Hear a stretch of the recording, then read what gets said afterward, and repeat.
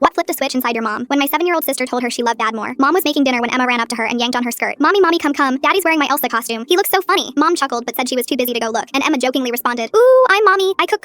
I'm too boring to have fun. She then giggled. That's why I love daddy more. She ran back to play. Mom laughed it off, but I could tell by her eyes that comment really stung her. The next day, Mom joined in on the fort building after dinner. She crawled through the blanket tunnels with Emma and even did silly voices for the stuffed animals. When Emma asked for ice cream after dinner, Mom said yes immediately. Dad raised an eyebrow, but Mom just winked at him, then proceeded to make Emma laugh by getting ice cream on Dad's nose and licking it off. A few days later, I watched Mom and Emma rolling down the hill in our backyard. Mom's expensive birthday sundress got completely ruined with grass stains and mud. Dad looked horrified, but Mom just shrugged. Memories matter more than dresses. We all thought it was extremely cute. Until then, Mom's actions started becoming more than just fun. Dad came home from work with a new puzzle for him and Emma to do, and when Mom saw it, she immediately announced that and Emma were going for ice cream. Just us girls tonight. Dad's face fell, but he didn't argue. Even worse, this became a pattern. Every night, Mom would plan some special activity for her and Emma that excluded Dad completely. I remember one specific Saturday during family drawing time. The next day, Mom kept whispering to Emma. I watched her encourage Emma to draw Dad with a frown and write, I love mommy more, at the top. Dad saw the picture and his shoulders slumped. Mom just beamed like she'd won something. A few days later, Mom got finger paint and started painting directly on our living room walls with Emma. When Dad tried to stop them, Mom grabbed Emma's hand and they ran outside giggling. Me and Dad spent 3 hours scrubbing the walls clean. 2 days later, I was looking for Christmas decorations in the attic when I caught Mom lifting Emma through the opening onto the roof. The roof had no safety rails and slanted sharply. I screamed at her to stop and she rolled her eyes. We're just having fun. You're as boring as your father. The car incident happened on a Tuesday. Dad and I left Emma and Mom in the car while we went into the store to grab snacks. But when we came out, what we saw made our jaws drop. Emma was behind the wheel of Mom's SUV. Mom was in the passenger seat urging, press harder on the pedal, sweetie. Emma pressed too hard and crashed straight into a parked vehicle. The owner came rushing out minutes later. Dad immediately took the blame and handed over his insurance information plus $500 in cash while Mom was telling Emma she did great. That night I went to check on Emma. She was curled up in her princess bed, and when I sat down she whispered, Mommy is starting to scare me. Dad and I staged an intervention the next morning. We sat Mom down and explained she was frightening Emma with these dangerous activities. Mom's face went red. You're ganging up on the fun parent. Emma loves me more now. She said so. We tried to reason with her, but she stormed out. The next day, Dad discovered Mom had drained their entire savings account. $4,000 gone. He found the receipt. She'd bought a massive commercial-grade bouncy castle for the backyard. Emma will love this, she said when confronted. I came home from school a few days later to find Emma in the backyard holding Dad's axe. Blood was running down her leg from a gash. Mom stood nearby clapping. Come on, sweetie, this is fun. Don't mind the cut. Tough girls don't cry. Emma looked like she was about to sob. I grabbed the axe and Dad carried Emma inside to bandage her leg. Mom followed us yelling about how we were ruining everything. That night we sat Mom down and told her very bluntly. She either stops or Dad and I are leaving. She scoffed at first, but when she realized we were serious, she agreed to let up. Well, that lasted for an entire 2 days. That's when we got the call, directly from Mom. She was sobbing so hard we could barely understand her. I messed up real bad. Come to the hospital now. We broke every speed limit getting there and found Mom in the ER waiting room. Her clothes were soaked and she was shaking. Through hysterical sobs, she explained what happened. She'd taken Emma to the old quarry for swimming fun. She kept encouraging Emma to jump into the water from higher and higher rocks. She told us Emma was scared, and after jumping from 20 feet and twisting her ankle, she told Mom she didn't want to jump anymore. Mom cried, saying she had a bad gut feeling and knew she should have stopped, but she wanted to be the fun mom so bad. She practically bullied Emma into jumping from the 30-foot rock. The rock there was salty and slippery. Emma misplaced her leg while taking the leap. She hit the shallow water wrong. Mom said there was a huge crack and Emma wasn't waking up. She was alive when she brought her in, but doctors said they couldn't promise anything. We waited in the ER for 12 hours. When the doctor finally came out, they broke the news. Emma's spinal cord was almost fully severed at L2. She might never walk again. It was the first time I had seen Dad cry in my life. They let us see Emma briefly after another hour. She was sedated but awake. When she saw us, her eyes shifted to Mom. You scare me, mommy, get away from me. Full story where Dad decides what to do on channel linked below.